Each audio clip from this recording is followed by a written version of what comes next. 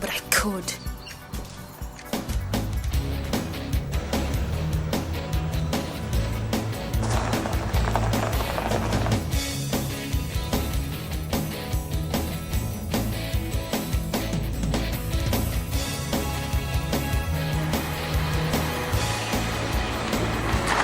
Some driving around and then decided to go home, choose an outfit for my dinner date at Harvey's.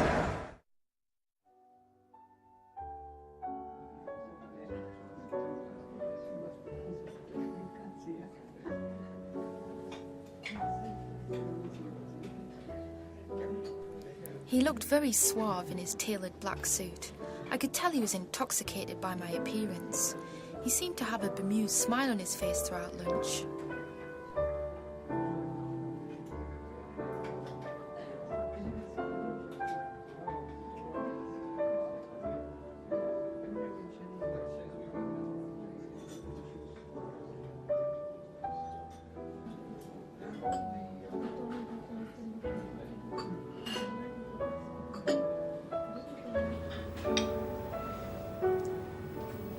Avril? Yes? I've got something for you. I want you to treasure it. Oh, Mark, sweetie, what is it? Mark, it's beautiful. Call it a token, Avril. A token of my love for you. Could you? Yeah, yes, of course, yeah.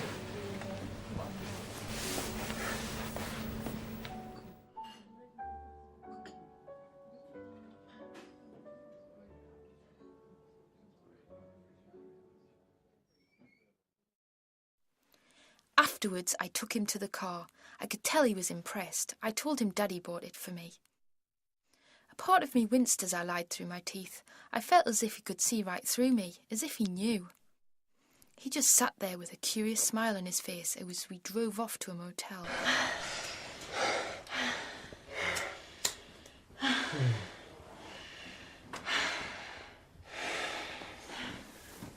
It's not quite rest easy, but it'll do. I left Mark that night and drove for miles, feeling like $1 million. As it got dark, I decided to head back home.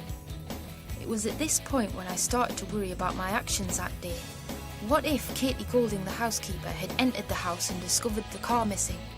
She would have reported it, and the house would now be swarming with police, dusting the garage for fingerprints.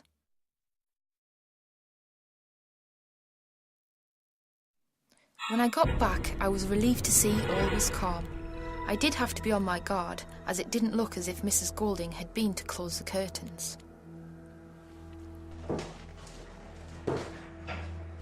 I then decided to take a long, hot bath. It felt wonderful, although I knew I was pushing my luck, doing all sorts of silly and daring things. But so far, everything was going great.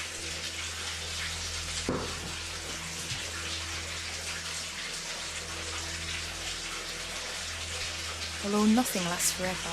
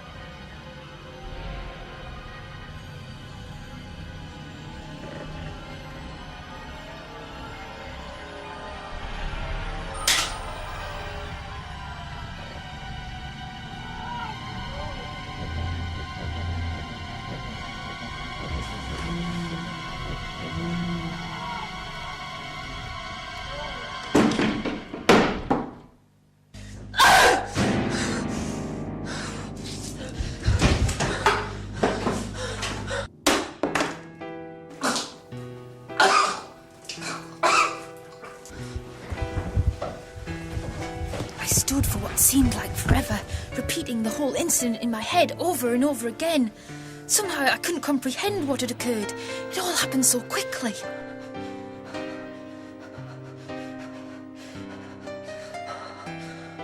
Oh, God.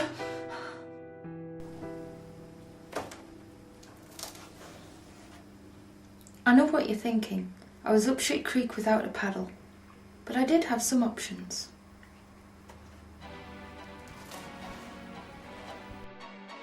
Option 1. I could wipe the handle of the knife and leave the house. It would never link it to me. But then again, it could never look like an accident. Katie Golding had been stabbed, murdered, and besides, the house was full of my fingerprints. Option 2. I could take the body back to Katie's house, leave it there, and just forget about it. It might look like a burglary gone wrong. But what if she didn't live alone?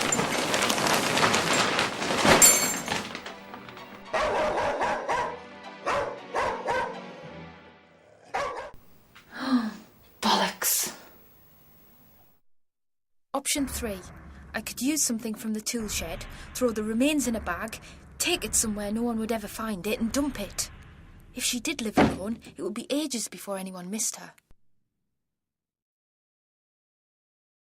But for now, I had to leave the house. Those next few days were a blur. I tried to block the whole thing out of my head. I tried to act as normal as I could, but inside I was a wreck. I was having disturbing nightmares involving the incident over and over again. I was reading the newspapers every day and watching every TV news broadcast, fearful for what I might hear. 36-year-old Katie Golding had been brutally stabbed at Forest Lawn, the house she was looking after for Rest Easy millionairess Tanya Spencer. Miss Spencer, who's currently on holiday in the Caribbean, has been unavailable for comment. Police would like to question Rest Easy employee Ginger Cox, who was seen fleeing the area last night covered in blood. Turn yourself in, Ginger. We know you did it. I've got to go back there and get rid of her.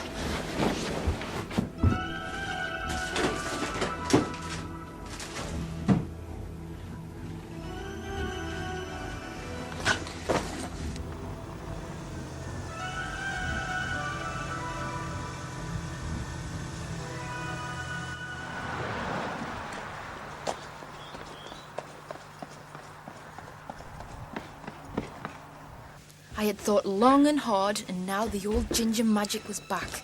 I wanted action and decided to dispose of the body.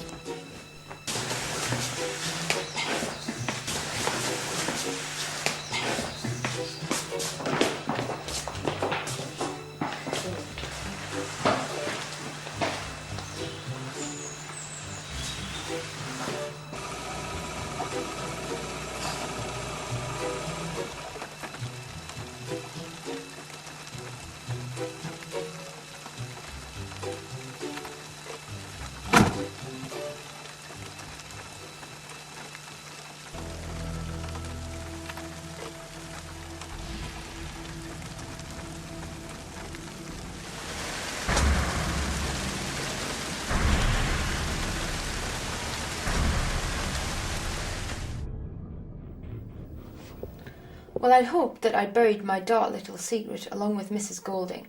I was wrong, but it seemed the best option at the time. Like I said, I'd moped and worried long enough.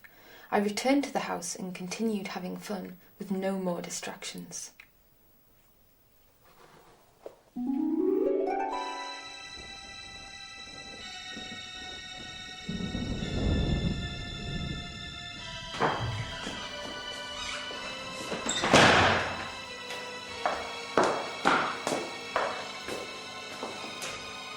When I returned to Tanya's house, I wasn't prepared for what was awaiting me. I felt a rush of anger. How could they, the rotten bastards? I stormed from room to room, grunting with frustration. After all I had been through, this house was almost like my own. I took it first.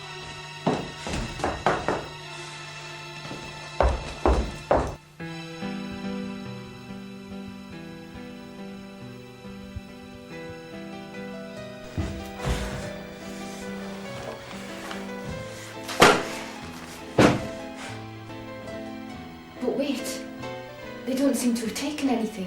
TV, DVD player, the lot, still here.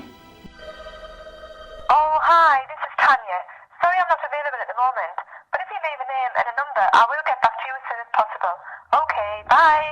Hi, Ginger. Can I just say thank you for a fantastic show? You've entertained me greatly. You can't hide because I know you're there. If I was you, I'd pick up the phone. Come on, Ginger. You're so fabulous. I didn't expect this from you. Ginger, answer this fucking phone before Tanya finds out that one of her scummy little employees has broken into her house and wrecked the place. Or better still, before the police find out about you killing the poor investigation. Come on, Ginger. It's not like you to be afraid. You've been watching me. You did this to the house, didn't you? I've been watching every move, Ginger. I even know which one of Tanya's niggas is wearing. Black on the Ginger. Poor Ginger. Driving Tanya's car, sleeping in Tanya's bed, bathing in Tanya's bath, wishing that you were Tanya. What do you want? I want you to do exactly what I tell you to do. Stay on the phone and slowly walk upstairs. What if I don't? You will have wished you had.